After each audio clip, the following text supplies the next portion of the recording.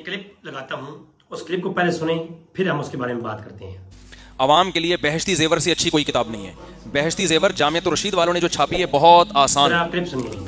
अवाम के लिए बहश्ती जेवर से अच्छी कोई किताब नहीं है। बहश्ती जेवर जामियतुर रशीद वालों ने जो छापी है बहुत आसान। अवाम के लिए बहश्ती जेवर से अच्छी कोई किताब नहीं है। बहश्ती जेवर जामियतुर रशीद वालों ने जो छापी है बहुत आसान। तो वो सब लोग अपने घर में लाजमी रखें बहश्ती जेवर हजरत मौलाना अशरफ अली थानवी रहमतुल्लाह अलैह की। और उस पर कोई एतराज़ हो ना, कोई कहिए ये मसला कुरान और सुन्नत के खिलाफ है, तो हम बैठे हैं यहाँ पर्ची लिख के दे दें, मैं बताऊंगा कुरान और सुन्नत के खिलाफ है या नहीं है। तो वो सब लोग अपने घर में लाजमी रखें बहश्ती जेवर हजरत मौलाना अशरफ अली थानवी रहमतुल्लाह अलैह की।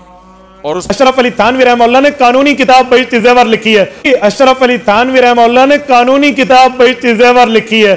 कहते हैं बहश्ती जेवर हिस्सा नंबर 2 सफ़ा नंबर 5 मसला नंबर 26। मौलाना अशरफ अली थानवी रहमतुल्लाह लिखते हैं कि अगर उंगली पर निजासत लगी हो तो 3 बार चाटने से उंगली पाक हो जाएगी। मौलाना अशरफ अली थानवी रहमतुल्लाह लिखते हैं कि अगर उंगली पर निजासत लगी हो तो 3 बार चाटने से उंगली पाक हो जाएगी। अगर उंगली पर निजासत लगी हो तो 3 बार चाटने से उंगली पाक हो जाएगी। बहश्ती जेवर आईन इस्लाम की किताब है, कानून और फिक़ह की किताब है। बहश्ती जेवर आईन इस्लाम की किताब है, कानून और फिक़ह की। जी, बहश्ती जेवर कानूनी किताब है और इसमें लिखा हुआ है कि नजासत को चाट लें 3 बार तो पाक हो जाता है। इसमें सिर्फ ये नहीं लिखा हुआ, इसमें बहुत कुछ लिखा हुआ है कि जो शरीयत, शरी निज़ाम और वैसे भी थानवी साहब की हर किताब भरी हुई है। ये है कसरतुल काबिर, कसरतुल काबिर किताब है। ये भी जनाब गंदगी से भरी हुई है। ये किताब है हकायत औलिया, गंदगी से भरी हुई है। जमाल औलिया, इतना कुछ गांधी में भरा हुआ है कि कुरान और सुन्नत के बिल्कुल मुखालफत में कई चीजें मौजूद हैं। हम आज बहश्ती जेवर की ओर बहस करेंगे कि आया कि वाकई ये कानूनी किताब है और हर घर में होनी चाहिए। अल्लाह अस्तगफिरुल्लाह अज़ीम।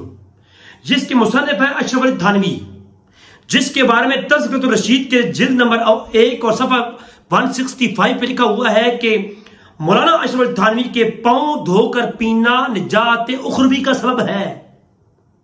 अगर आप कहो ना कि इमाम हुसैन पाक के जनाब करबला की मट्टी निजात उखरवी का सबब है, तो ये कहेंगे ये शिर्क है। आप कहो ना मदीना की मट्टी निजात उखरवी का सबब है, कहेंगे ये शिर्क है। इनसे कहो ना कि गौस पाक की जुनाबे वाला कब्र की मट्टी जो है वो निजात उखरवी का सबब है, ये कहेंगे ये शिर्क है। अगर कोई कहे कि गोल्डवी पीर मेर अली शाह साहब गोल्डा शरीफ की मट्टी जो है जमीन की मट्टी, क्योंकि उसमें अल्लाह का वली मौजूद है, वो निजात उखरवी का सबब है, तो ये कहेंगे ये शिर्क है। लेकिन थानवी साहब के पांव धोकर पीना ये निजात उखरवी का सबब जरूर है। और बहुत सारे ब्लेंडर हैं, मैं उधर नहीं जा रहा, मैं आपके सामने पेश करूंगा। ये है जनाबे वाला मेरे सामने बहश्ती जेवर। इसके अंदर बीमारी और उसका इलाज चैप्टर है 355 के ऊपर 355, ये 355, ठीक है जी। इसमें यह लिखा हुआ है अगर किसी को नजर लग जाए तो जिस पर शुबा हो उसकी नजर लगी है, उसका मुंह और दोनों हथे और समेत दोनों पांव और दोनों जानू और इस्तंजे का मौका दिलवा कर पानी जमा करके उस शख्स के ऊपर डाल दें जिसको नजर लगी है, इंशाअल्लाह शिफा हो जाएगी। इस्तंजा करवा के ना बंदे का, तो इस्तंजे वाला पानी जमा करो और जिसको नजर लगी हुई है उस पर डाल दें तो नजर उतर जाएगी। ऐ जनाब, नजर उतारने का नुस्खा आ गया कानूनी किताब में, शरी किताब में, थानवी साहब की किताब में। इस्तंजा करके पानी डाल दो। आज के बाद सारे देवबंदी जितने भी हैं वो नजर उतारने का नुस्खा थानवी साहब हकीम उल उम्मत, हकीम उल उम्मत वो होता है ना, हकीम वो होता है जो इलाज पहले मर्ज की तशखीस करता है फिर इलाज तजवीज करता है। हकीम साहब ने पहले मर्ज भी तलाश कर ली फिर उसका इलाज भी आपको बताया। अच्छा जी, उसके बाद क्या लिखते हैं, ये जनाबी वाला मसला नंबर 10 है, चौथा हिस्सा है, ठीक है जी। और सफा नंबर है 40। बहश्ती जेवर हिस्सा हरम, सफा नंबर 40 मैंने हाईलाइट किया है, चेक कर जरा, ठीक है जी। ये जनाबी वाला इसमें लिखते हैं मसला हो गया कि अगर एक बच्चा पैदा हो गया, मियां परदेश में है, जितने भी देवबंदी बैरून ममालिक में जाते हैं तबलीगी करने के लिए, उनकी बीवियां पाकिस्तान में होती हैं, और या कोई देवबंदी जाते हैं जॉब करने के लिए यूरोप में, सऊदी अरब में, उनके बारे में थानवी साहब का नुस्खा बहश्ती ज़ेवर में, जिल्द नंबर हिस्सा नंबर 4 सफ़ा नंबर 40, लड़के के हलाली होने का बयान। इसका आखिरी मसला नंबर 10, मियां प्रदेश में है, मुद्दत गुजर गई, कई साल हो गए मियां प्रदेश में है, वो घर नहीं आया, बरसें गुजर गई, घर नहीं आया, और यहां बीवी के यहां बच्चा पैदा हो गया। तो अगर शोर कहे कि ये मेरा ही है, तब भी वो हरामी नहीं होगा, शोर का ही होगा। तारिक मसूद साहब है जी, तारिक मसूद साहब, मुफ्ती अब्दुल वहाब या अब्दुल वाहिद, क्या नाम है तुम्हारा? मुफ्ती अब्दुल वाहिद साहब, कैसे आप? ठीक है। तुम लोग जो सालों साल बैठ जाते हो, पीछे से बच्चे पैदा हो जाएं, तो थानी साहब कहते हैं कि 10 साल के बाद मर्द घर आया, बच्चा पैदा हो चुका था, पीछे बच्चा पैदा हुआ है, तो वो बच्चा जो है हरामी नहीं है। ये कौन सी कुरान कानूनी किताब है? कुरान हदीस की किताब है जनाब। 6 महीने से कम हो, फतवा आलमगीरी, फतवा शामी जनाब, 6 महीने से कम हो, 2 साल से ज्यादा मुद्दत हो, इस दरमियान, तो बच्चा हराम का है। 2 साल के बाद, 2 साल गुजर गए, उसके बाद बच्चा पैदा हो गया, 2 साल शोर के जाने के 2 साल के बाद, तो बच्चा हराम का है। 6 महीने से पहले पैदा हो गया, बच्चा हराम का है। ठीक है जी। तो ये जनाब, ये एक मसला और हो गया, कुरान और सुन्नत के मुताबिक है जनाब। और सफा नंबर 35 है, हिस्सा अव्वल है, हिस्सा अव्वल सफा 35। ये भी देखो जरा, एक मैं पूरा पढ़ के सुनाऊं, ये पूरी किताब गंदगी से भरी पड़ी है, मैं सिर्फ आपको 1-2 चंद चीजें बता रहा हूं बस। ठीक जनाब, देखिए, ठीक है जी,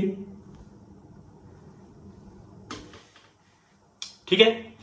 ये जनाब इसमें है कि अगर कोई उल्टा वुजू करे, पहले पांव धो ले, फिर मसा करे, फिर हाथ धोए, फिर मुंह धोए, उलट फुलट करके अगर वुजू करे, तब भी वुजू हो जाएगा, तब भी वुजू। ये कौन सा वुजू है यार जो उल्टा फुलटा? फिर शिया के साथ क्या इख्तलाफ है जब वो उल्टा वुजू कहीं करते हैं? तो खुदा के बंदो, यूं तो सिर्फ सभा बना रखी है शिया के खिलाफ, लेकिन यहां पर क्या मसला है? तो इसके अलावा बच्चा पैदा हो गया, बच्चा हरामी नहीं है, वाह जी वाह।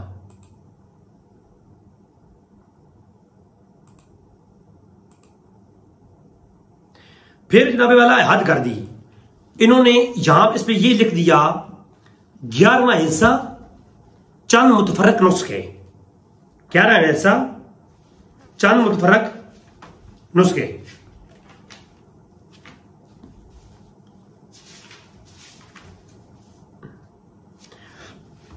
उसमें कहते हैं कि जो उज़्वे तनासुल है, उज़्वे तनासुल, इसको बड़ा करने का तरीका, कब्रिस्तान में जाओ, वहां से चूंटियां पकड़ के लाओ, उनका एक आयल बनाओ और मजे बनाओ, रोगन बनाओ, रोगन लगाओ।